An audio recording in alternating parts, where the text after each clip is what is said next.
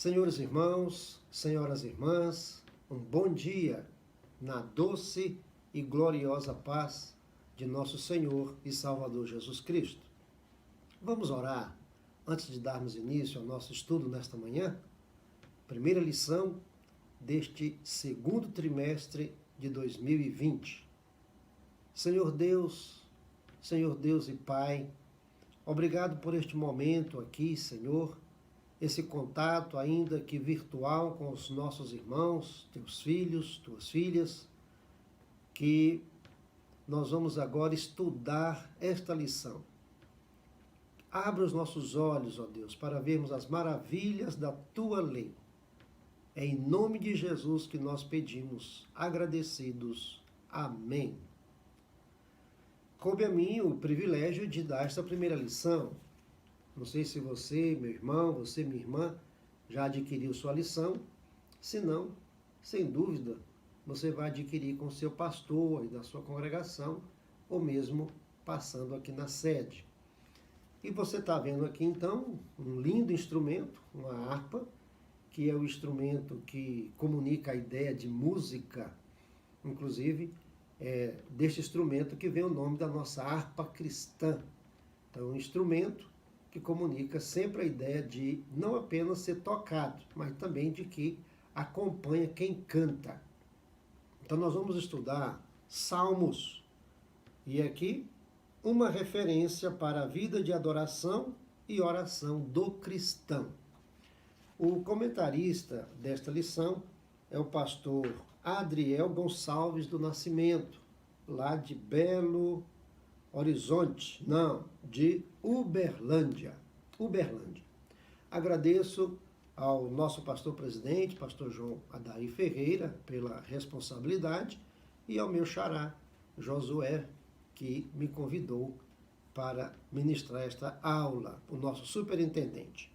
Então, se você tem a sua lição, por favor, abra, a sua lição na primeira lição, Salmos, um guia devocional para o cristão. Salmos, um guia devocional para o cristão. O textuário diz o seguinte: cantai louvores ao Senhor com a harpa e a voz do canto. É o versículo 5 do Salmo 98. Então, os salmos eram cantados. Normalmente nós não cantamos os salmos, nós lemos.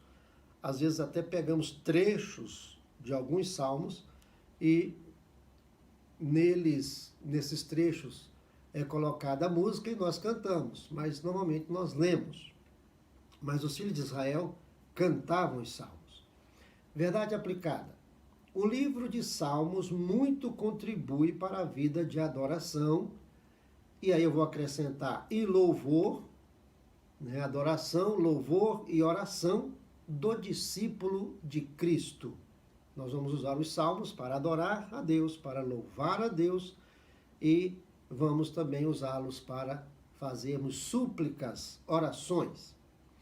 Objetivos da lição: apresentar uma visão panorâmica dos salmos. Então, sobre este objetivo, aí eu acredito que você já está com a sua Bíblia aí, porque nós vamos dar um passeio, ainda que rápido, pelo livro dos Salmos. Segundo objetivo é mostrar a importância dos cânticos, que nós sabemos o valor dos salmos para os filhos de Israel, que serviam tanto como instrumentos para conduzi-los na adoração e no louvor a Deus, como também para não deixar que eles se esquecessem dos benefícios do Senhor. E o terceiro e último objetivo é destacar alguns termos específicos usados nos livros, nos salmos, nos capítulos deste livro, que são os salmos. Textos de referência. São 3 textos de referência. Na verdade, o primeiro versículo de 3 salmos. Primeiro, do Salmo 42. Como o cervo brama pelas correntes das águas, assim suspira a minha alma por ti, ó Deus. Salmo 42. Primeiro versículo do Salmo 44. Ó Deus, Nós ouvimos com os nossos ouvidos e nossos pais nos têm contado os feitos que realizaste em seus dias nos tempos da antiguidade. Este é um dos objetivos dos Salmos, fazer com que os filhos de Israel não se esquecessem dos feitos de Deus em favor deles. E o versículo 1 do Salmo 45. O meu coração ferve com palavras boas. Falo do que tenho feito no tocante ao rei. A minha língua é a pena de um destro escritor. Estes são os textos de referência. E nós queremos, então, começar o nosso estudo seguindo o roteiro da nossa lição. Agora, antes de nós entrarmos propriamente no roteiro da lição, eu fiz um roteiro aqui, que você pode adquiri-lo, se você quiser. É só entrar em contato comigo. Aí eu vou dar o número do meu telefone. Se você quiser, você entra e eu mando por você, para você por WhatsApp ou por e-mail. O meu número de telefone é 99908-0466, ok? E neste roteiro, eu coloquei aqui como considerações preliminares ou a título de introdução, três aspectos que eu levantei aqui. Primeiro é que os salmos são poemas que eram cantados como nossos hinos e cânticos hoje, né? São os nossos corinhos e são os hinos da nossa harpa, por exemplo. As letras são poemas que são musicalizados, como as músicas também na própria MPB, são poemas que são musicalizados. Os salmos, poemas que eram musicalizados e eram cantados pelos filhos de Israel. Segundo aspecto é que este livro é muito usado no devocional. Ele então nos conduz na adoração, no louvor e na súplica. É claro que nós gostamos mais da súplica, não é? Nós estamos mais pedindo do que adorando, do que louvando. Adoramos a Deus pelo que Ele é. Louvamos a Deus pelo que Ele fez, pelo que Ele faz e pela fé. No exercício de fé, já podemos louvá-lo pelo que Ele fará. E as súplicas, em nosso benefício, em nosso favor ou em favor do outro, que são as intercessões. Então, os salmos nos conduzem nesses três aspectos muito importantes da nossa vida devocional: adoração, louvor e súplica. Como a súplica é o que mais aparece e é a nossa prática mais comum e é o que nós mais temos a habilidade de fazer, que é pedir, pedir, pedir, há salmos para toda e qualquer situação da existência humana. Você está alegre, tem salmos. Está triste, tem salmo. E está injuriado da vida, tem salmo também. Está revoltado, tem salmo. Está querendo explicações para situações que você não consegue entender, você vai ter salmos também para isso. Ou seja, os salmos acaba que é um livro que foi escrito para atender o ser humano de ontem, de hoje, de amanhã, de todas as épocas, porque o ser humano tem necessidades básicas. Não interessa o grau social, não interessa a época em que viveu ou vive, não interessa os recursos que tem ou que não tem, não interessa, é ser humano. Se é ser humano, fica triste, fica alegre, fica injuriado, fica irado, fica revoltado, fica querendo explicações. Então, os salmos foram escritos para atender o ser humano em todos estes momentos da sua existência. Inclusive, sobre isso, há uns salmos chamados de salmos imprecatórios, que são salmos que nos fazem arregalar os olhos, falar, mas como é que pode um negócio desse estar escrito aqui na Bíblia? Uma vez que Jesus falou, amai aos vossos inimigos, e se alguém der um tapa na sua face direita, ofereça-lhe a esquerda. Se os dois maiores mandamentos são, ouve Israel, ama a Deus de toda força, de toda vontade, de todo o seu coração, e o segundo é ao próximo como a si mesmo. Então, como é que podemos ter salmos imprecatórios? Agora, primeiro, o que são salmos imprecatórios, né? Vem de imprecação, que é o quê? É um desejo mau. Em outras palavras, é uma praga, é rogar uma praga, é querer que alguma coisa ruim aconteça com alguém. Por exemplo, se alguém fala, para você não, para outras pessoas, para você não, misericórdia, fala assim, que a terra o engula antes, ou que a terra o engula logo. O que essa pessoa está desejando para outra? Simplesmente que ela morra, né? Raios te partam, e por aí afora. Temos salmos que são nesta linha, imprecatórios. São, na verdade, 11 salmos. São 11 salmos imprecatórios. E eu quero só a título de exemplo de salmos imprecatórios, você pode olhar na internet, lá você vai encontrar, digita lá, salmos imprecatórios, e você vai ter a lista de todos eles. Eu quero destacar 2 versículos, na verdade são 3 versículos. Um versículo do Salmo 58, é o versículo 6. Então vamos lá. Como nós vamos dar um passeio pela Bíblia hoje, não pela Bíblia toda, né, só pelo livro dos Salmos, então Salmo 58, versículo 6. Folheie sua Bíblia aí, encontre e vamos ler. Ó. Já encontrei aqui. Vamos lá. O salmista está aqui com raiva dos juízes que são injustos. E aí ele fala assim, ó Deus, quebra-lhes os dentes na boca. Já pensou? Deus dando um upper, ou um cruzado, ou um direto, quem sabe até um chute, não é? Que quebrasse os dentes deles. Já pensou?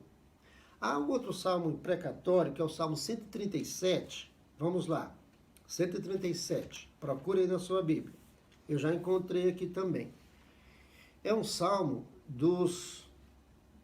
Nós não temos aqui a autoria deles aqui, né? Pelo menos na minha Bíblia não está aqui escrito, mas é um salmo que retrata a tristeza dos filhos de Israel quando estavam cativos na Babilônia. E quando eles foram destruídos, antes de serem levados cativos, claro que houve uma derrocada da cidade e foi um arraso na cidade.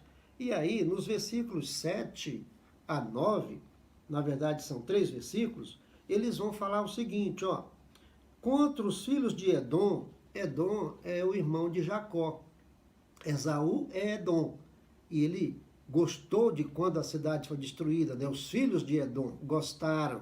E aí, olha o salmo. Contra os filhos de Edom, lembra-te, Senhor, do dia de Jerusalém, pois diziam, arrasai, arrasai-a, até os fundamentos. Olha, eles estavam vibrando com o que estava acontecendo com os filhos de Israel.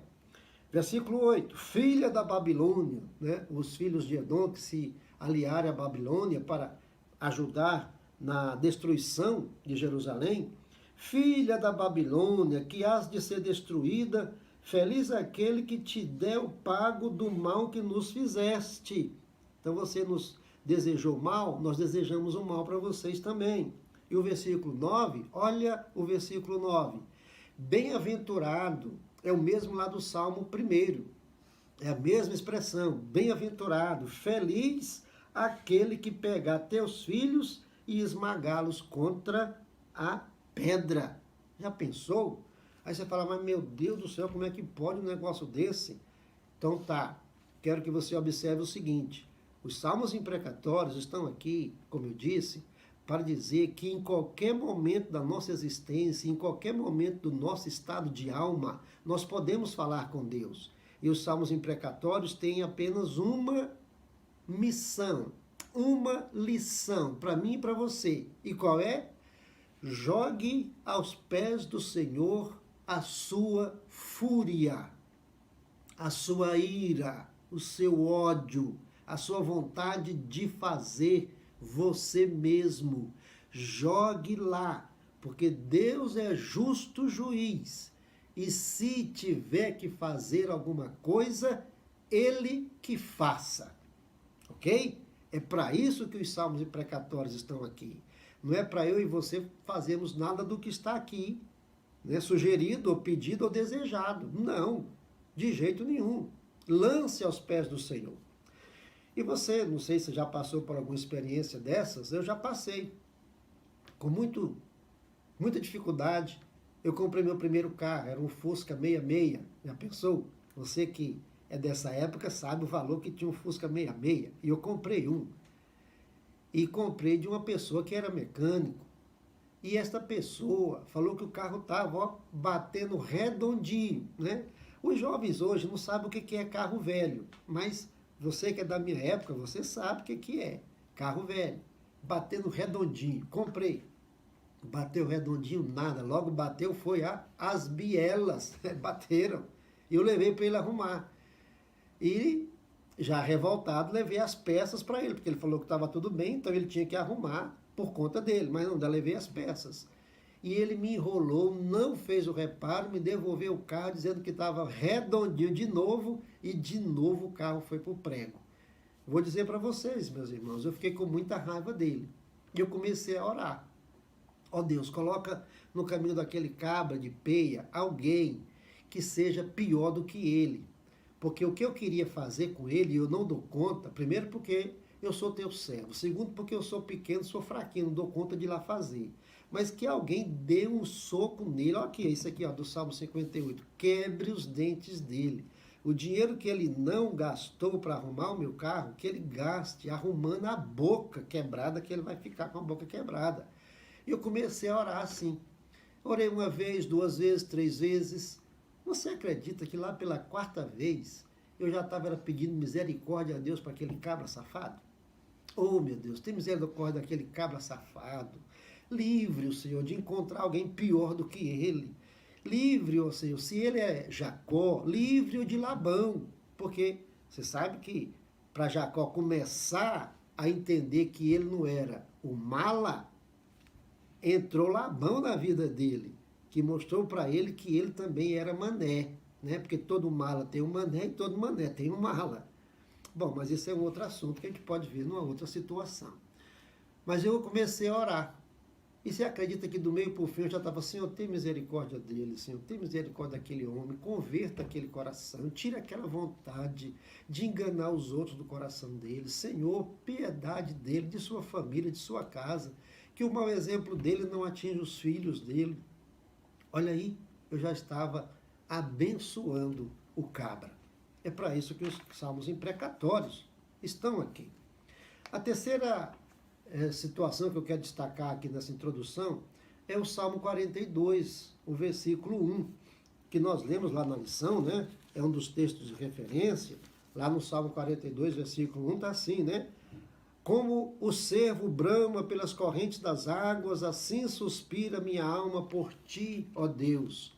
E o que eu quero destacar aqui é o seguinte, que todo ser humano precisa de Deus. Há um espaço no ser humano, na alma dele, no espírito dele, dentro dele, no mais íntimo dele, que só pode ser preenchido por Deus. Alguns não reconhecem isso. E aí Deus usa várias linguagens para que a pessoa entenda que precisa dele. A linguagem mais conhecida, a linguagem que mais surte efeito, a linguagem que mais atinge o ser humano, sabe qual é? A do sofrimento, a da angústia. O coronavírus está aí? Deus está falando a várias pessoas. Seu dinheiro não vale nada, sua força não vale nada, a sua grandeza não vale nada.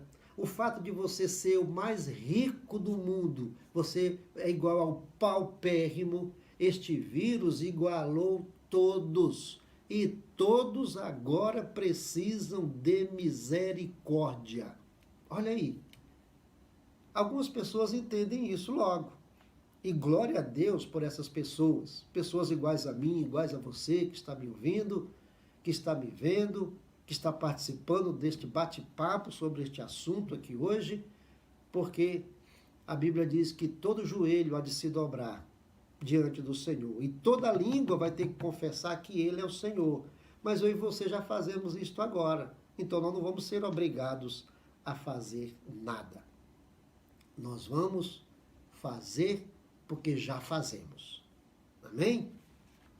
Bom, entrando na lição, então, primeiro aspecto da lição, título, divisão do livro e os autores dos Salmos. Então, o primeiro aspecto aqui é que eu vou dizer o seguinte: o nome em hebraico do livro dos Salmos é Terrilim. Essa palavra quer dizer louvores. Então, os Salmos era para os filhos de Israel o que é para mim e para você das Assembleias de Deus, a harpa cristã. De outras denominações, o seu livro, ou a sua harpa, ou o seu livro, em que estão os cânticos congregacionais. Então, o livro dos Salmos era o inário de Israel. E cantando, eles ensinavam muitas coisas e chamavam a atenção, e também os hinos, os salmos, né, eram usados para fazer com que os filhos de Israel não se esquecessem dos feitos de Deus. Os salmos que nós queremos destacar aqui são os salmos, alguns salmos chamados de sapienciais, que vem de sapiencia, né? Que vem de sabedoria, ensino para que a pessoa se dê bem na vida. E já começa com, o livro já começa com o salmo sapiencial, que é o salmo primeiro. Que neste salmo, veja aí, você certamente, né, tem de cor este salmo, e diz o quê? Bem-aventurado o homem, entendeu? Feliz é o homem. E que homem feliz é este? É o que não se detém no caminho dos pecadores, não se assenta na roda dos escarnecedores, e antes tem o seu prazer na lei do Senhor. Então, os salmos didáticos ou sapienciais ensinam isso. Você quer ser bem-sucedido na vida? Você quer ser bem-sucedido? Quer ser feliz, bem-aventurado? Obedeça a Deus, siga os seus mandamentos, e Ele vai te abençoar. Então, os salmos sapienciais, e um grande exemplo de salmos que foram escritos para que os filhos de Israel não se esquecessem dos grandes feitos de Deus, é o Salmo 136, né? Que nós podemos ler só alguns versículos aqui agora, porque é um salmo relativamente grande, mas nós podemos ler alguns versículos aqui só para que você constate que este é um salmo cujo objetivo é fazer com que os filhos de Israel não se esquecessem dos feitos de Deus. Por exemplo, versículo 17: aquele que feriu grandes reis, porque a sua misericórdia dura para sempre, e tirou a vida a famosos reis. Aí vai dizer quais são os reis: a Seom, rei dos amorreus, e a Og, rei de Bassã. Então este salmo trata de fazer com que os filhos de Israel não se esquecessem jamais dos grandes feitos de Deus para seu benefício, o benefício do povo. O segundo aspecto aqui que eu quero destacar deste primeiro tópico da nossa lição é que o livro dos Salmos, na verdade, são 5 livros. São 5 blocos, 5 livros compondo os 150 salmos. Por exemplo, o primeiro livro vai do Salmo 1 ao Salmo 41, o segundo do Salmo 42 ao 72, o terceiro livro do Salmo 73 ao Salmo 89, o quarto livro do Salmo 90 ao Salmo 106 e o quinto e último livro do Salmo 107 ao Salmo 150. Agora, 4 curiosidades que eu acho que vale a pena nós nos determos sobre elas aqui. Quais são elas? Primeira, são 150 salmos. O primeiro salmo, nós já falamos um pouquinho sobre ele, fala sobre ser bem-aventurado, ser feliz, ser uma pessoa de bem consigo mesma, de bem com Deus e de bem com o próximo. Isso é ser sábio para o hebreu, para os filhos de Israel. Ser ajustado, equilibrado e viver bem consigo, com o próximo e com Deus. Começa então o livro com este salmo. E termina o Salmo 150, que é um salmo de chamamento a que louvemos ao Senhor. Então o nome do salmo, Salmo 150, doxologia final. Esse nome é bonito, né? Doxologia. Ah, não gostei dessa doxologia. Você fica assim, rapaz, o que é doxologia? É só um encerramento com louvor e adoração a Deus. É isso que é doxologia. Então, o salmo termina com a doxologia, de louvor a Deus. E a palavra-chave do Salmo 150 é aleluia. Começa com aleluia e termina com aleluia. E ao longo de todos os versículos do salmo, aleluia, louvai ao Senhor. A propósito disso, nós demos um seminário aqui de português básico para pregadores e para quem fala em público, e nós falamos sobre isso aqui. Não existe aleluias. Aleluias só se for aquele bichinho que voa aí, às vezes, quando está chovendo, né? Acho que é nessa época que ele voa. Aí tem um aleluia, duas aleluias. Agora, se é aleluia, louvai ao Senhor, que é uma palavra universal, é só aleluia mesmo. Aleluia, louvai ao Senhor. Então, o livro começa dizendo como que você pode ser uma pessoa bem-aventurada e termina dizendo louve a Deus. Você vai ser bem-aventurado porque você atende aos mandamentos do Senhor e você, atendendo aos mandamentos do Senhor, você vai ter muitos motivos para dizer aleluia, aleluia, aleluia. Deus seja louvado sempre. Primeira curiosidade. A segunda curiosidade é que no livro dos Salmos nós vamos ter tanto o menor quanto o maior capítulo da Bíblia. O menor capítulo da Bíblia é o Salmo 117. Olha aqui, como ele é pequeno, eu vou lê-lo. 117. Louvai ao Senhor, vós todos os gentios.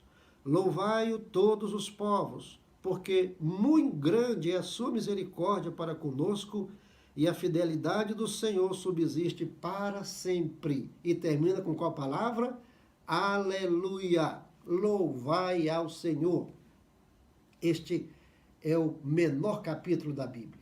Antes dele, temos 594 capítulos. Depois dele, 594 capítulos. Então, ele é o capítulo... Não é isso não. Aqui é o menor capítulo da Bíblia. Esse negócio que nós vamos falar de 594 capítulos antes, 594 capítulos depois, é sobre o capítulo central da Bíblia, que aí já é o Salmo 118, tá bom? Então vamos lá. Salmo 117 é o menor capítulo da Bíblia. E neste capítulo você viu aqui que é uma invocação a que louvemos ao Senhor. Todos os povos louvemos ao Senhor. Também é neste livro que está o maior capítulo da Bíblia. E é claro que você sabe que é o Salmo 116, 17, 18, 19. Salmo 119. Vamos ler o Salmo 119? Vamos? Não dá para lê-lo agora, né? É muito grande.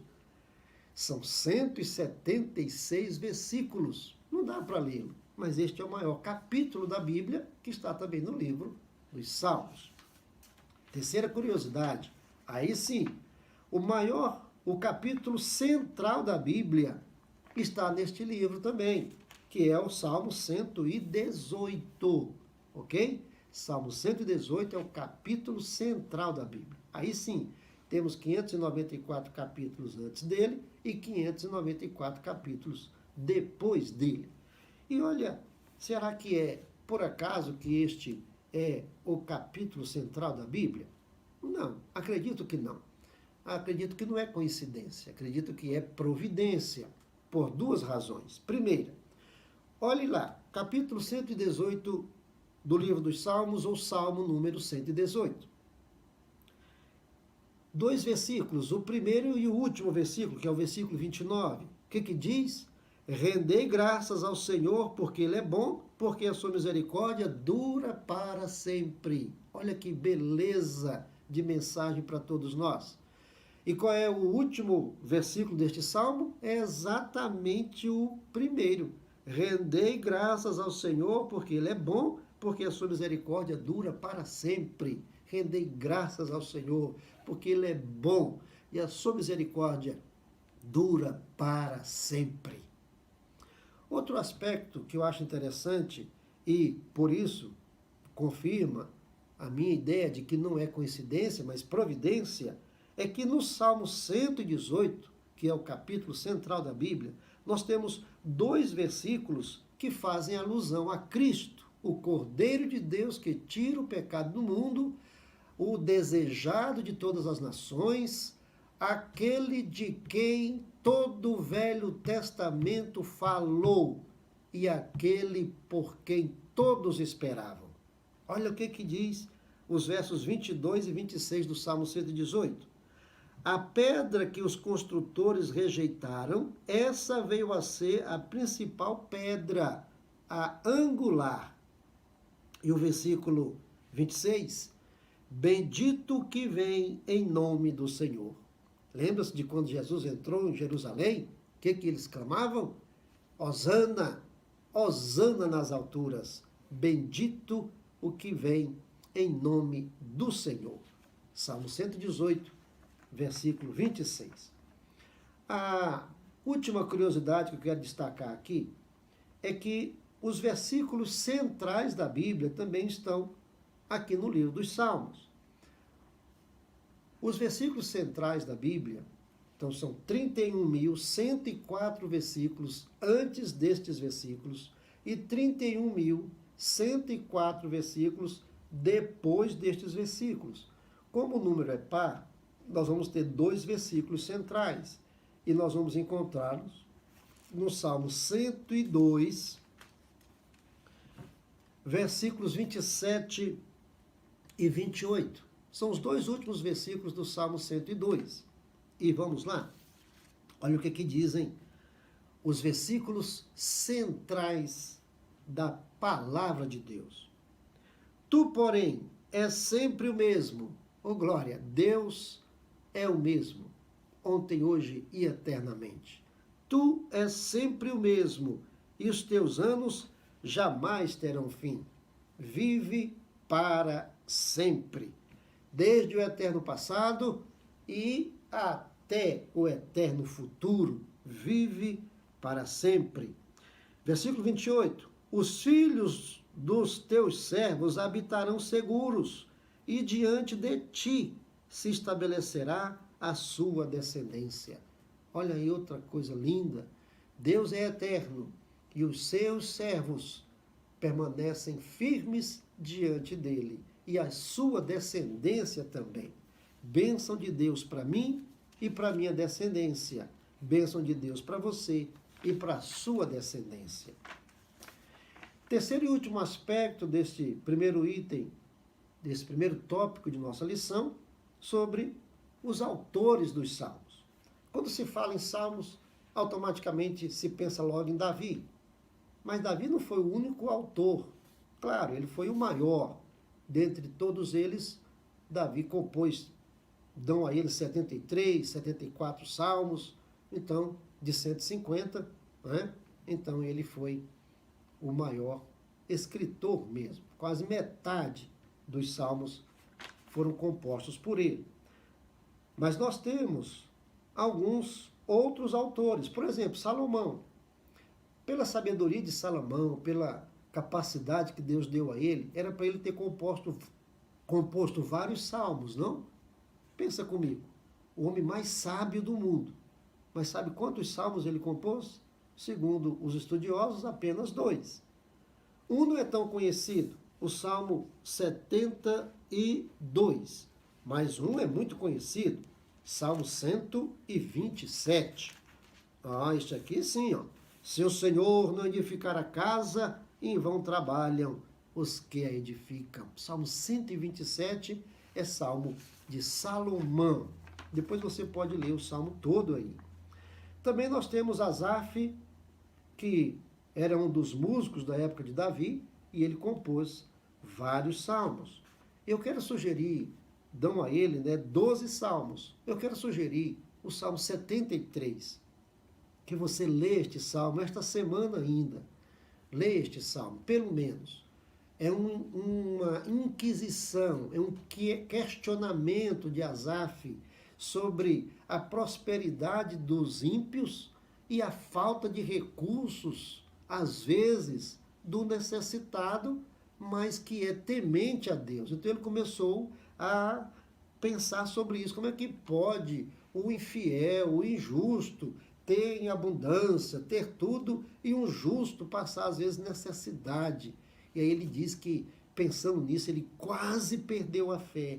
E sabe o que foi que fez com que ele não perdesse a fé? É que ele entendeu uma coisa que é fundamental que todo ser humano entenda, e que nesta época em que está tendo esta bancarrota da economia de todo o mundo, não apenas aqui no Brasil, o que é mais importante? São os bens, são as coisas que o dinheiro compra, ou se são as coisas que o dinheiro não compra. Asaf chegou a uma conclusão a qual eu quero que todos a ela cheguem. E eu sei que você já sabe dela, mas que você confirme lá no Salmo 73. Qual é a nossa maior herança? Qual é a nossa maior possessão? Qual é a coisa que mais valor tem para mim e para você? Asaf descobriu lá que o Senhor é a nossa maior herança, a nossa maior possessão. O resto é o resto. Amém? Outro autor aqui, ou outros autores, são Emã, Etan. Os filhos de Corá dão a eles 12 salmos, e eu destaco o Salmo 42, já até falamos um pouquinho sobre ele. Salmo 42, assim como a corça, assim como o cervo, brama pelas correntes das águas, assim por ti, ó Deus, suspira a minha alma. Oh, coisa linda esta mensagem do Salmo 42. E a propósito, eu tenho um canal no YouTube chamado Arrazoando, e lá no canal do YouTube eu tenho alguns vídeos. E tem uns vídeos lá sobre umas reflexões que eu fiz sobre os versículos 1 e 2 do Salmo 42. Veja lá, acho que valerá a pena. É o salmo que eu destaco, dos filhos de Coré. E há um autor que a gente pode imaginar, mas como é que pode este autor ser aqui incluído como o autor de um salmo, que é o Salmo 90, sendo que é uma pessoa que está tão distante de Davi e tão distante dos demais salmistas? Moisés. Olha aqui, temos um salmo de Moisés, Salmo 90. Sem dúvida, foi um trabalho de preservação maravilhoso. Talvez, não podemos descartar a ação divina nisso, preservar este salmo, quase 500 anos entre Moisés e Davi. E tem lá o Salmo 90, é o Salmo de Moisés, é o único salmo dele.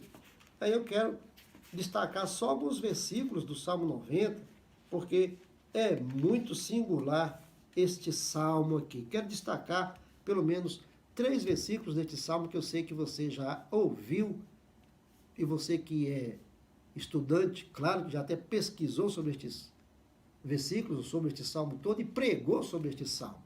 Quais são os versículos? 4.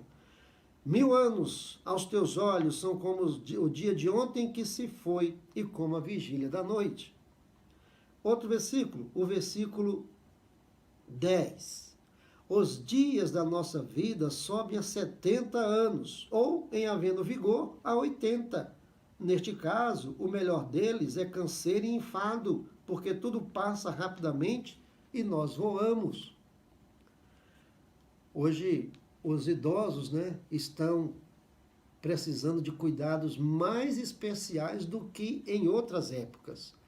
Então você, meu irmão, que já chegou a essa idade aqui, preserve-se e que seus familiares te preservem também, porque ficar idoso não é para qualquer um. Só há uma maneira de não envelhecer. Qual é? É morrer jovem. E quem é besta, hein?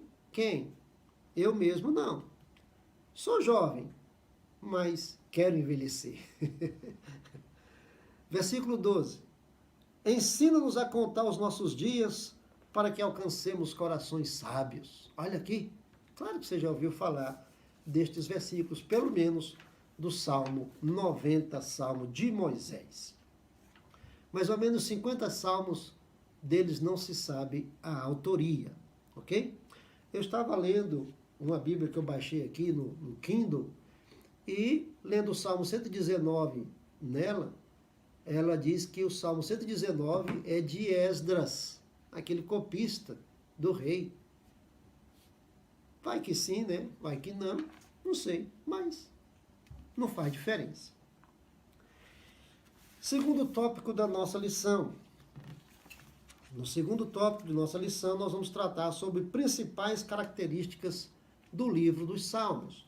Já que são poemas, os poemas têm características de poemas, claro. E aí, nós queremos destacar algumas dessas características, às vezes até mesmo algumas figuras de estilo, figuras literárias. Por exemplo, nós temos em muitos salmos o paralelismo. O que é paralelismo? É dizer a mesma coisa de forma diferente, usando sinônimos. Só que esse paralelismo vai se apresentar dentro do mesmo verso ou da mesma estrofe, ok?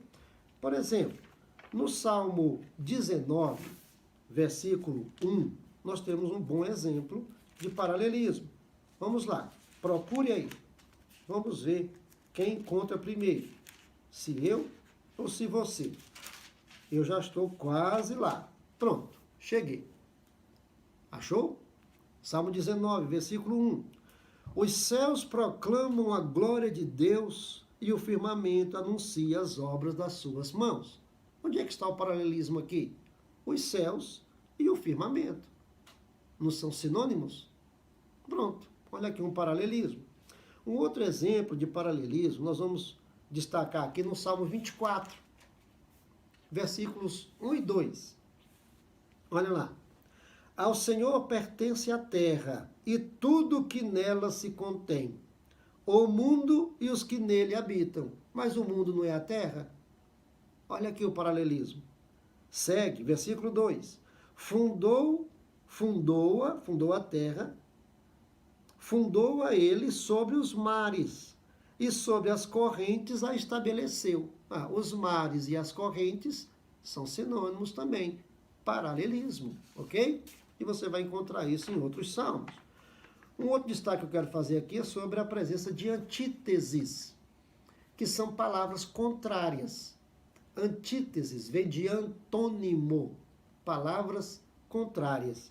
E aí, lá no Salmo 1, nós temos um lindo exemplo de antítese, de palavras contrárias. Olha lá, no Salmo 1, versículo 6. Pois o Senhor conhece o caminho dos justos, mas o caminho dos ímpios perecerá. Então, caminho dos justos, caminho dos ímpios. Ímpios, justos. Antônimas. Nós vamos ter isso também em vários salmos. Temos também muita comparação. Muita comparação. Por exemplo, no mesmo Salmo 1, agora os versículos 3 e 4. Olha o que dizem. Ele é o varão que teme ao Senhor, né? O homem que teme ao Senhor. Ele é como árvore. A comparação vai ter sempre o como, o igual, o que nem, né? Muito usado no Nordeste. É tudo comparação. Aqui, ó. Ele é que nem a árvore plantada junto a correntes de águas. Olha aí. E o versículo 4. Os ímpios não são assim. Eles são que nem a palha, como a palha, iguais à palha que o vento dispersa. Olha aí. Nós temos aqui a comparação. Temos um outro exemplo de comparação que é lindíssimo, está lá no Salmo 42, versículo 1, né? Assim como a corça, ou assim como o cervo brama pelas correntes das águas, assim por ti, ó Deus, suspira minha alma. Ou seja, o salmista se comparando à corça. Do mesmo jeito que ela, um animal sedento, um animal frágil, não suporta a sede, se não tiver água vai morrer, ele, o salmista, sem Deus, também vai morrer. Olha aí a comparação que está sendo feita. E temos também metáforas. Metáforas. É uma figura riquíssima. Há várias metáforas na Bíblia e há várias metáforas no livro dos Salmos. Sem dúvida, a metáfora mais famosa do livro dos Salmos é a metáfora que temos lá no Salmo 23. Olha que delícia de metáfora. O Senhor é o meu pastor, nada me faltará. Onde é que está a metáfora aqui? É que Deus aqui já não é mais Deus, Deus é o pastor. E eu não sou mais eu sou uma ovelha do rebanho deste pastor. E sendo tratado por este pastor, eu não tenho o que temer. É o sumo pastor. Então Deus é o pastor e eu sou a ovelha. Né? Esta metáfora aqui do Salmo 23. Há uma outra metáfora que eu quero destacar aqui, no Salmo 144, versículos 1 e 2. Temos aqui uma outra metáfora aqui, ó. Bendito seja o Senhor, rocha minha. Olha aqui, o Senhor já não é mais o Senhor aqui já é rocha, que me adestra as mãos para a batalha e os dedos para a guerra. Olha aqui, o Senhor, minha misericórdia, minha fortaleza, meu alto refúgio, meu libertador, meu escudo. Olha quantas metáforas aqui para Deus. Rocha, força, fortaleza, escudo, refúgio. Né? Então os salmos têm muitas metáforas. E temos um recurso que é usado em muitos salmos, e o melhor exemplo é lá no Salmo 136, que é aquele negócio chamado de refrão, ou estribilho, ou coro. Na nossa harpa cristã, há vários hinos com coro, aquela parte que se repete, E nós já falamos aqui que os salmos, né, já que eram cantados, se eu decoro a música, eu decoro a letra. Se eu decoro a letra e decoro a música, eu não vou esquecer a mensagem desta música. E como os salmos estavam lá para que os feitos de Deus também não fossem esquecidos, então era um recurso, o refrão, repetir. O Salmo 136, até a leitura dele se torna uma leitura cansativa, porque o refrão é muito constante. Olha aqui. Rendei graças ao Senhor porque Ele é bom, porque a sua misericórdia dura para sempre.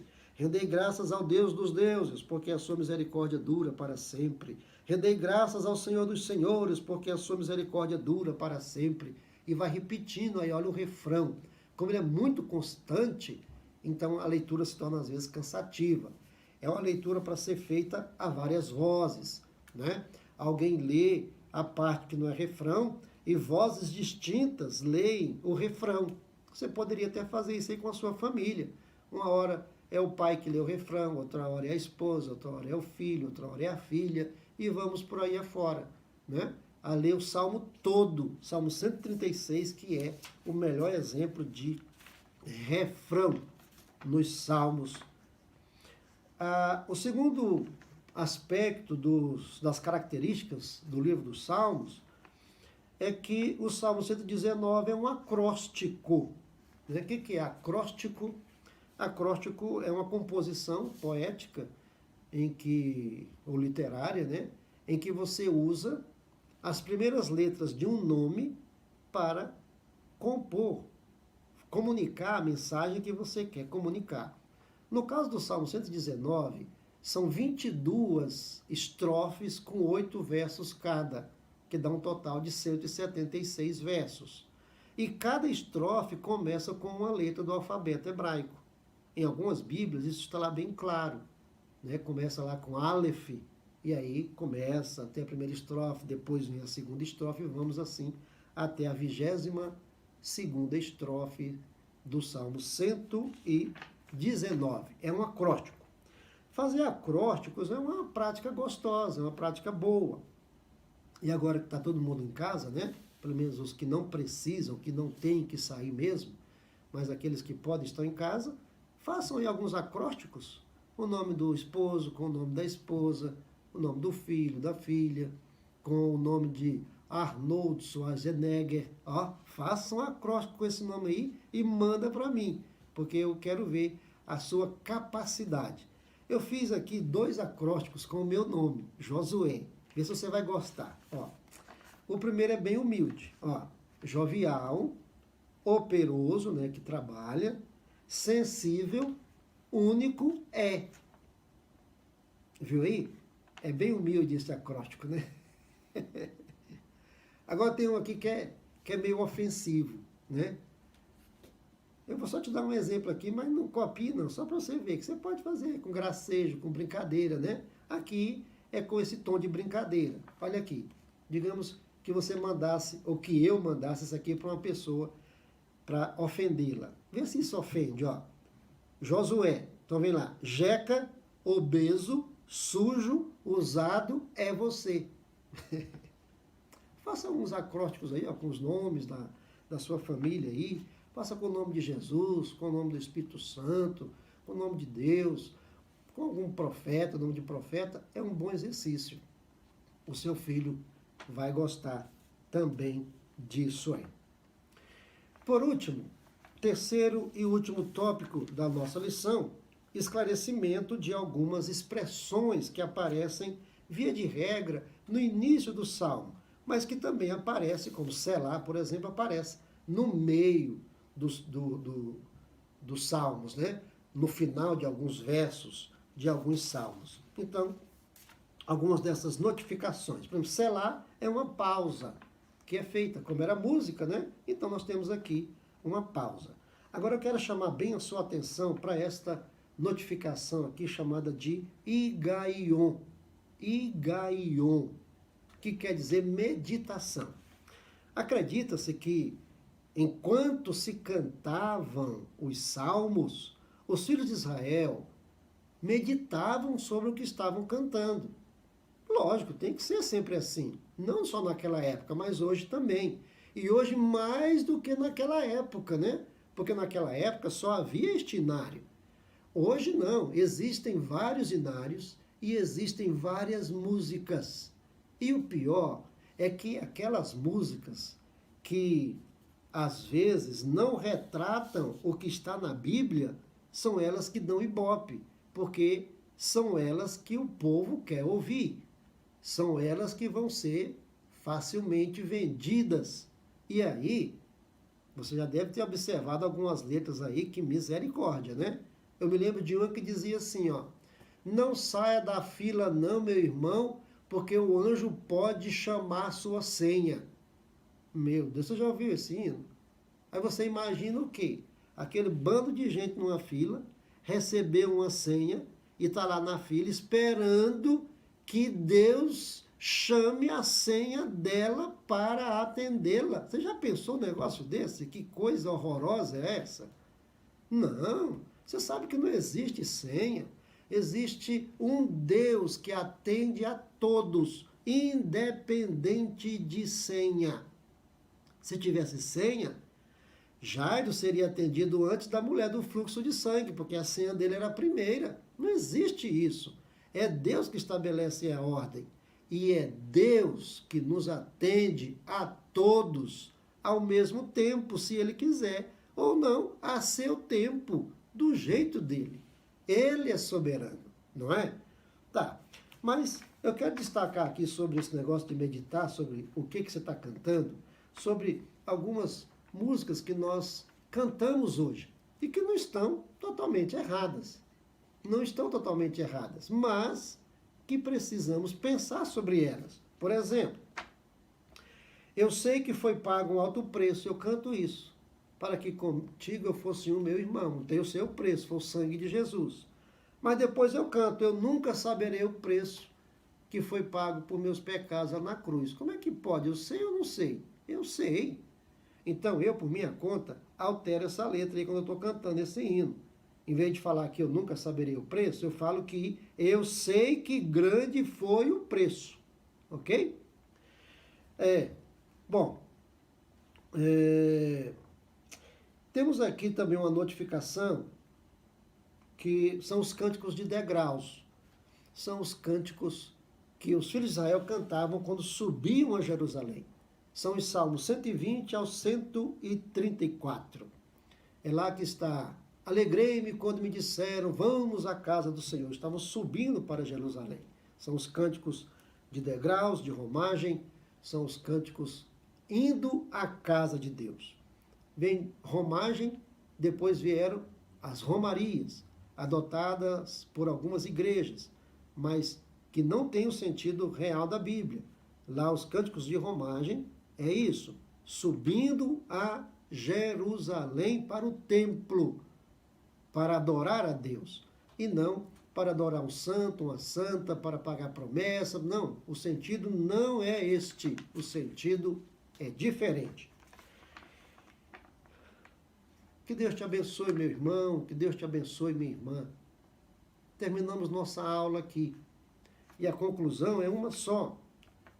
Livro dos Salmos, né? É um livro indispensável no devocional individual e coletivo.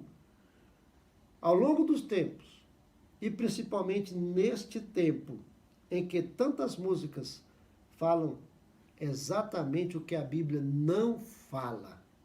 Que Deus nos guarde de nos apropriarmos de músicas que às vezes até falam heresias, e que nós valorizemos o livro dos Salmos. Amém? Que Deus te abençoe, meu irmão, que Deus te abençoe, minha irmã. Tenha um bom domingo, um bom almoço, um bom domingo diante do Senhor. E eu quero orar por você. Amém? E você ore por mim, tá? Muito obrigado, Senhor, por estes minutos que passamos aqui, quase uma hora, tratando deste assunto.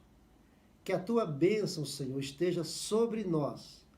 E continuamos te pedindo, Senhor, abra os nossos olhos para vermos as maravilhas da tua lei. Guarde-nos neste tempo difícil. Guarde-nos, ó Deus, debaixo do sangue de Jesus, o teu Filho. É em nome dele que oramos agradecidos. Amém. Que Deus te abençoe, meu irmão, minha irmã.